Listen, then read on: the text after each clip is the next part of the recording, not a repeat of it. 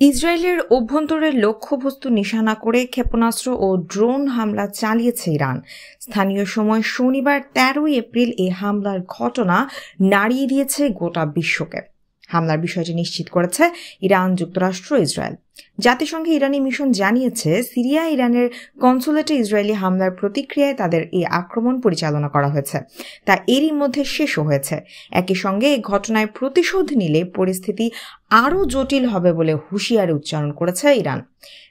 ইরানের বিপ্লবী গার্ড বলেছে, তারা ইসরায়েলকে লক্ষ্য করে ক্ষেপণাস্ত্র হামলা চালিয়েছে। ইরানের ইসলামিক রেভলিউশনারি গার্ড জানিয়েছে, স্থানীয় সময় শনিবার ইসরায়েলের ভূখণ্ড লক্ষ্য করে কয়েক ডজন ড্রোন ও ক্ষেপণাস্ত্র নিক্ষেপ করেছে তারা। ট্রু প্রমিস নামে অভিযানের আওতায় এসব ড্রোন ও ক্ষেপণাস্ত্র নিক্ষেপ করা হয়েছে।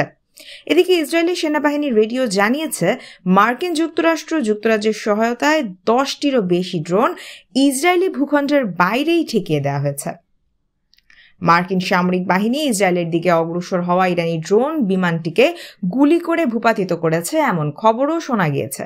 তবে ঠিক কতগুলো ড্রোনে গুলি করা হয়েছে কিংবা কোন দেশের কোন এলাকার আকাশ সীমানায় এই ঘটনা ঘটেছে তা এখন পর্যন্ত জানানো হয়নি।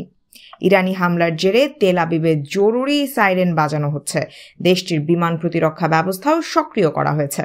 ইসরায়েল ও গাজার চলমান সংঘাতের মধ্যে ইরানের এই বিমান হামলায় পরিস্থিতি আরও জটিল হচ্ছে বলে ধারণা করছে বিশ্ব নেতারা।